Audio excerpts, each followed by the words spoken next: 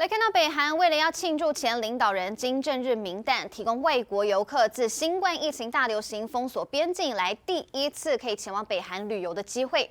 而开放的地区是北韩边境罗先的团体旅游。不过，根据 CNN 的报道，北韩政府的命令有极大的不确定性，因此多数的西方政府呼吁民众尽量避免前往北韩。Even by North Korean standards, Rason is not exactly a tourism hotspot. A remote economic zone, closer to China and Russia than the capital Pyongyang. Rason is known for its shoe factory and banking system.